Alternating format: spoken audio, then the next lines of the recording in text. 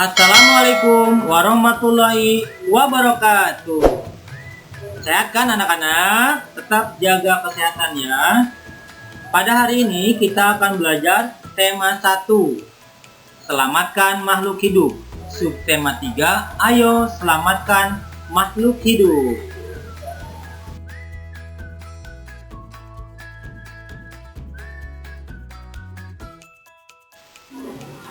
Tujuan pembelajaran pada pertemuan kita kali ini adalah yang pertama, setelah membaca teks tentang kehidupan politik di negara ASEAN, siswa dapat menuliskan kehidupan politiknya dari dua negara terkait.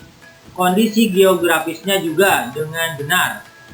Yang kedua, setelah membaca teks tentang kehidupan politik di negara ASEAN, siswa dapat menuliskan kehidupan politik dari negara lain yang termasuk ke negara ASEAN.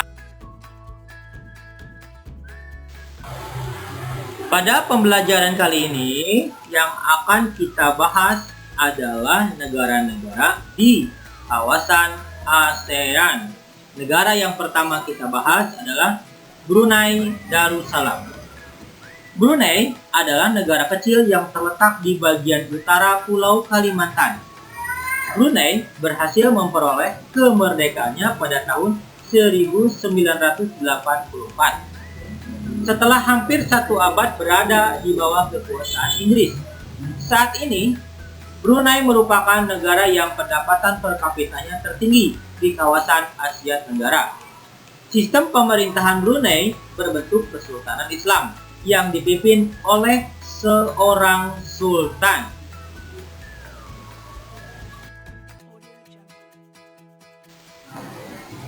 Negara yang kedua yaitu Kamboja. Luas wilayah Kamboja tidak besar. Wilayah Angkar merupakan pusat pemerintahan Khmer.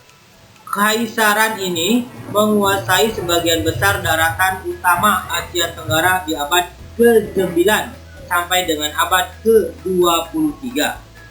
Bangunan peninggalan Kekaisaran Khmer yang sangat terkenal adalah Candi Angkor, yang juga dijadikan lambang di bendera negara Kamboja.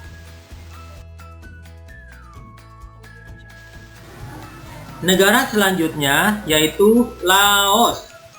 Nenek moyang penduduk Laos berasal dari Cina Selatan. Pada tahun 1353, penduduk Laos dipimpin oleh Pangaun yang menyebut wilayah yang dipimpinnya sebagai kerajaan sejuta gajah.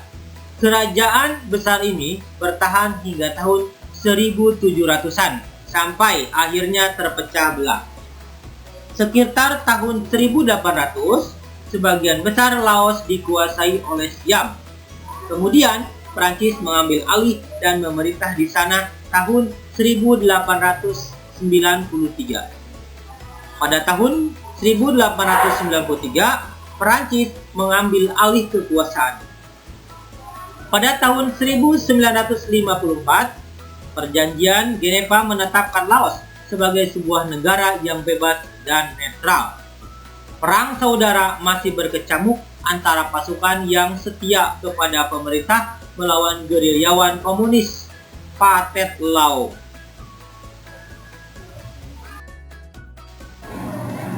Anak-anak, rasanya tidak lengkap apabila kita sudah membahas negara lain di Asia Tenggara, tetapi kita belum membahas negara Indonesia.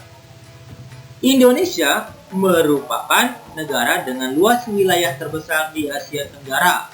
Negara kepulauan ini memiliki kurang lebih 17.000 pulau. Wow, fantastis ya, banyak sekali. Fakta geografis ini membuat warga Indonesia terdiri atas berbagai suku, agama, dan budaya.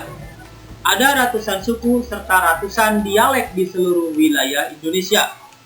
Pancasila merupakan dasar negara yang ditetapkan oleh para pendiri bangsa Indonesia. Nilai-nilai yang terkandung dalam Pancasila diambil dari tradisi serta nilai-nilai bangsa. Nilai-nilai ini dianggap mampu menjadi landasan perilaku bangsa yang beragam latar belakang etnis dan budayanya.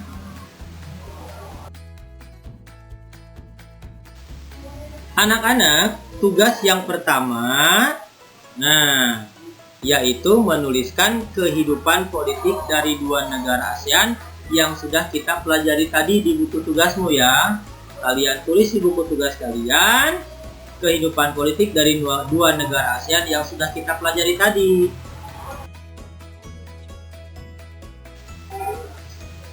Tugas yang kedua dari pembelajaran ini adalah menuliskan kehidupan politik dari negara-negara ASEAN yang belum kita pelajari, yaitu dengan cara kalian mencari data kehidupan politik dari negara-negara ASEAN yang belum kita pelajari.